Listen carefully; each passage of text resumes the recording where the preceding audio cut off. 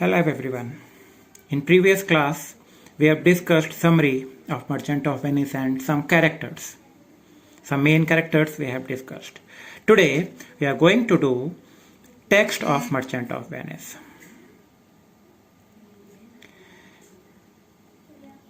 As I told you that the text of Merchant of Venice is divided in 5 acts.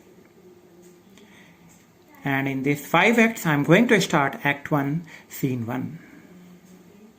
Before doing so, I would like to tell you the theme of this drama.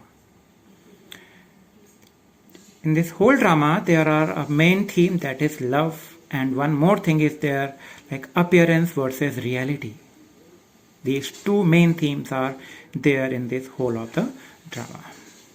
Theme वो होती हैं जिसके ऊपर हमारा पूरा drama depend रहता है.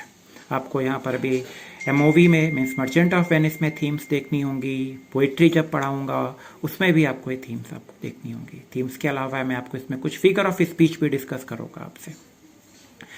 जो इसका एक्ट 1 सीन 1 है that open in Venice. Venice मैंने बोला आपको कि this is a place in Italy surrounded by water where people travel by gondolas, जो स्मॉल बोट्स होती हैं उनके थ्रू ट्रेवल करते हैं. बहुत ब्यूटीफुल सिटी है and it is a business hub. It was a business hub earlier. उसी Venice का एक सीन है जो कि स्ट्रीट में ओपन होता है.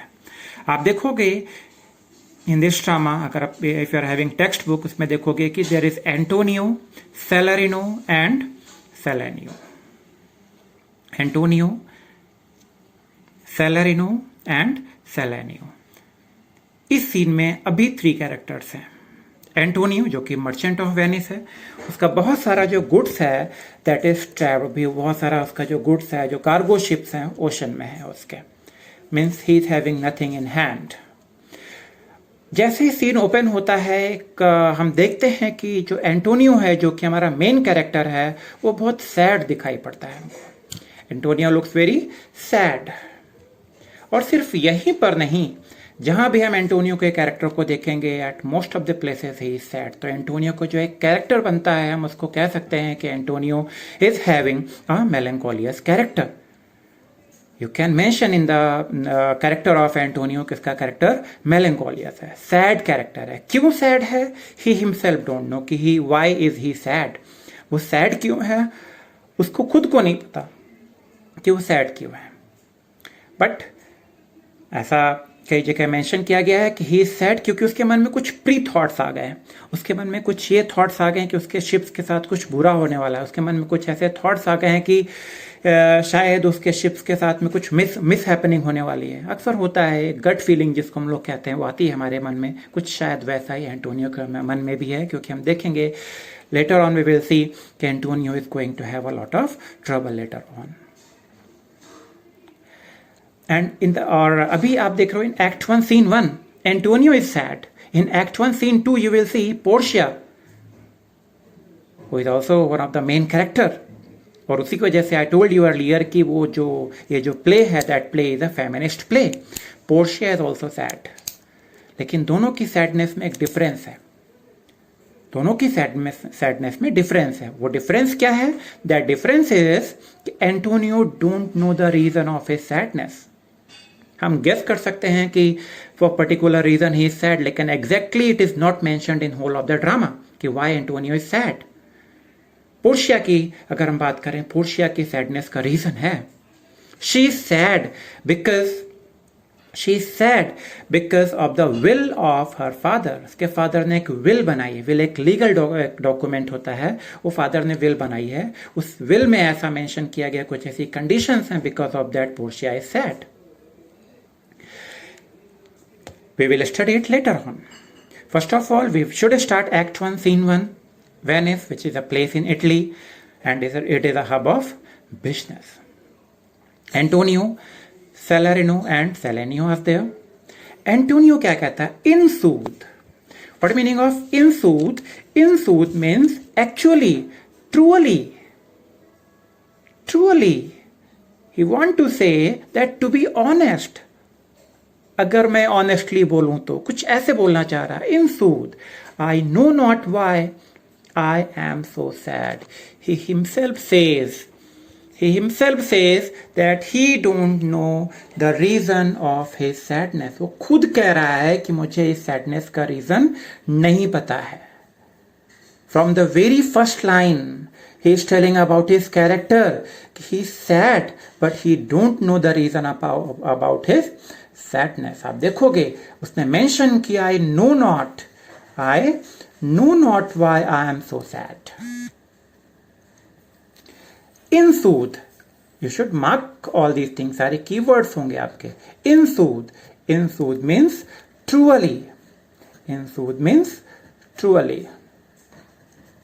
Actually, he don't know that why is he sad. It wearies me. Wearies means tired करना.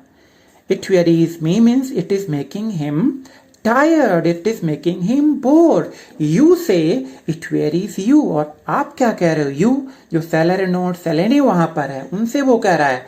You say it wearies you. आप कह रहे हो कि it is creating trouble for you. आप कह रहे हो कि ये आपके लिए troublesome है. But my sadness is creating trouble for me only.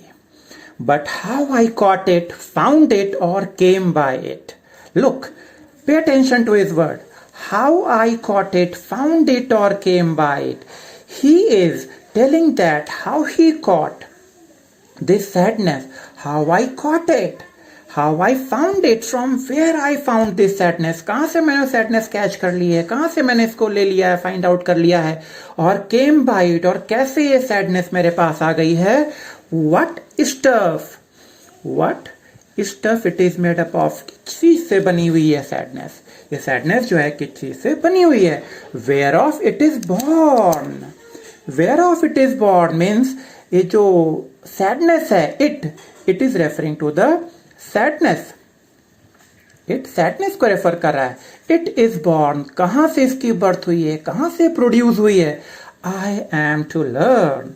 He is saying that he is to find that from where. I am to learn means he is to find out. उसके find out करना है कि उसको sadness कहां से मिल रही है, कैसे उसके पास से sadness आ गई है. And such a want with sadness makes of me that I have much ado to know myself. Want with. What is meaning of want with? The literal meaning of want with is foolish. He is saying that this sadness is making me a fool person. This sadness is making me a fool person. And such a want with sadness make of me that I have much ado. Ado means trouble. He is saying that he is having a lot of trouble to find about himself. He himself is worried. He himself is tired that how this sadness is creating a lot of trouble for him. That sadness is creating a lot of trouble. That sadness is making him a fool fellow. Sadness उसी को एक fool fellow बनाए दे रही है. ठीक है, इतना फूल उसको बना दे रही कि he is not able to understand himself. वो अपने आप को ही नहीं समझ पा रहा है.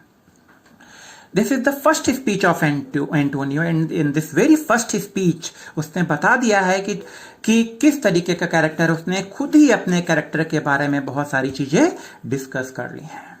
वो कहता है टू बी ऑनेस्ट, अगर मैं सच बताऊं तो मुझे नहीं पता कि why I am so sad, कि मैं सैड क्यों हूं. बट मैं सैड क्यों मुझे नहीं पता है मैं क्यों हूं. बट मैं इन सब चीजों से बहुत टायर्ड हो चुका हूं. I am fully tired of all these things. और तुम कह रहे हो, तुम किसके लिए यूज कर रहा है, जो सैलेरिनो है, जो सैलेरी वहां पर उसके लिए कहता है कि तुम कह रहे हो तुम्हें बोर कर रहा है, तुम्हें टायर्ड कर रहा है, तुम्हें नहीं अच्छा लग रहा. This thing is not making me happy also. ये मुझे भी ये चीज नहीं पसंद आ रही है. ठीक है, मुझे भी ये चीज बहुत टायर्ड कर रही है. बट क्या कह रहा है कि मुझे कोई आइडिया नहीं है. I have no idea how I got so depressed. मैं इतना डिप्रेस कैसे हो गया हूं, मुझे इसके बारे में कोई आइडिया नहीं है. ठीक है, और सिर्फ यही नहीं, और ये भी कह रहा है कि मैं ये भी फाइंड आउट नहीं कर पा रहा हूं, मैं ये फिगर आउट नहीं कर पा रहा हूं कि मैं इतना डिप्रेस क्यों होता जा रहा हूँ, और मैं इतना ज़्यादा एक फूल पर्सन की तरह बिहेव करने लगा हूँ कि शायद मैं अपने आप को ही नहीं समझ पा रहा हूँ। I am not able to understand myself. Last line में I have much ado to know myself. मैं अपने आप को ही नहीं समझ पा रहा हूँ कि which type of person I am. आपकी फर्स्ट स्पीच थी। If you are having any trouble in first speech you should ask me.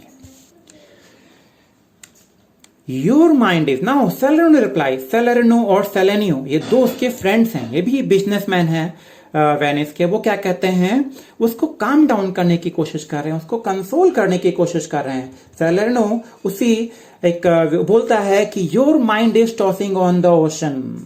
Your mind is tossing on the ocean. क्या कह रहा है कि your mind, you are just thinking about the ocean. What are you doing, you are just thinking about the ocean. You are worried about your ships. आप क्या कर रहे हो, आप अपने शिप्स के लिए वरीड हो। टॉस समझते हो, टॉस हम लोग क्रिकेट में भी टॉस करते हैं, कुछ वैसा ही टॉस, मतलब you are having your full attention on the ocean only. आपका फुल अटेंशन ओशन पे है। ओशन मीन्स ओशन सीस में है। क्यों है वहां पर, क्योंकि उसका जो बिजनेस है that belongs to the oceans only. That belongs to the oceans only. There, where your argosies with portly sail. One word is there, that is keyword. Portly means noble. In a noble way. In a noble way these are moving. Argosies, that is also a important word. Ship. Argosies means होता है ship. Big ships के लिए हम लोग use करते हैं, ठीक है। Your argosies with portly sail like signior. Signior से टाइटल होता है, नोबल मैन के लिए होता है। And rich burghers on the flood. Burghers noble persons के लिए यूज करते हैं। Burghers are noble persons. यहां पर नोबल पर्सन के लिए उसने यूज किया है, ठीक है। इस सिग्न्योर जो नोबल पर्संस हैं, जो टाइटल पर्संस होते हैं, उसकी तरह आपके शिप एक नोबल वे में मूव करते जा रहे हैं। और as it were the pageants of the sea, ऐसा फील होता है कि they are creating a good pageant मतलब स्पेक्टिकुलर वे, जो एक दर्शनीय व्यू होता है, जो एक बहुत ही गॉर्जियस व्यू होता है, उसकी तरह उसके शिप्स दिखाई पड़ रहे हैं। उसकी तरह उसके शिप्स दिखाई पड़ रहे हैं, ठीक है। ऐसा फील हो रहा है कि there is a huge parade float on the sea. ऐसा फील होता है कि आपके शिप्स को देख के ऐसा फील होता है कि सी में एक बहुत बड़ी सी परेड है that is going on, and that parade is of the ships of Antonio. Parade कैसी है, एंटोनियो के शिप्स की। एज इट वर, यहां पर कंपैरिजन किया जा रहा है, तो यहां पर फिगर ऑफ स्पीच आएगा सिमिली। सिमिली एक ऐसा फिगर ऑफ स्पीच होता है जिसमें चीजों को कंपेयर करते हैं, एज या लाइक का यूज करके चीजों को कंपेयर किया जाता है। तो यहां पर भी उसने शिप्स को एक परेड से कंपेयर किया है, एक ऐसी parade which is floating on the ocean. Do overpeer the petty traffickers. Overpeer means होता है झांकना, टू सी। कह रहे हैं कि वो बस इतने बड़े बड़े शिप्स हैं कि वो छोटे शिप्स उनके तरफ ऐसा लग रहा है कि they are looking over, they are trying to look over the small ships. Petty traffickers small ships के लिए यूज किया जाता है। He is saying that the ships are so big that they look down on the smaller ships. ऐसा feel होता है कि they are looking down on the smaller ships. छोटे छोटे शिप्स की तरफ वो देख रहे हैं। That courtesy to them, और जो छोटे शिप्स हैं वो courtesy शो कर रहे हैं, bow down करें, क्योंकि जो वेव्स होती हैं ओशियन की, वेव्स के थ्रू ऐसा लग रहा है कि जो छोटे वाले शिप्स हैं वो bow down होके बड़े शिप्स को क्या कर रहे हैं, बहुत रिस्पेक्ट दे रहे हैं, courtesy शो कर रहे हैं। Do them reverence. Reverence respect होता है, they are showing a lot of respect as they fly them with their oven wings. यहां पर उसने शिप्स को, एंटोनियो के शिप्स को रेफर किया बर्ड से, एज दे फ्लाई। आप फिर से देखेंगे फिगर ऑफ स्पीच, यहां पर सिमिली आएगी, as they fly them with their own wings. यहां पर ओवन विंग्स ये मेटाफर है, मेटाफर भी कंपैरिजन होता है, लेकिन लाइक और एज का यूज किए बिना पर बस चीजों को उसमें कंपेयर किया जाता है, एज और लाइक का यूज किए बिना। As they fly by them with their own wings. ऐसा फील होता है कि they are having some own wings, ठीक है। और your ships they are passing the small ships as a fly-like birds pass those little boats. Oven wings, wings ship में wings नहीं होते हैं, लेकिन जो उसकी sails होती हैं वो उसकी सेल्स को रेफर कर रहा है। शिप्स की सेल्स को यहां पर ओवन विंग्स के थ्रू रेफर किया गया है। शिप के सेल्स को यहां पर ओवन विंग्स बोला गया है। इन सब चीजों के थ्रू मतलब उसने एंटोनियो को एक विश्वास दिलाने की कोशिश की है कि योर शिप्स आर सेफ, आपके शिप जो है वो सेफ हैं और आपको उनके लिए वरीड होने की जरूरत नहीं है। अभी मैंने 2 स्पीच इसकी की हैं, आपके अभी इसके रिलेटेड जो आरटीसीज होंगे, I will give you RTCs related to these 2 scenes, further we will study later on. Revise it. If you are having any query, just ask to me. Thank you very much.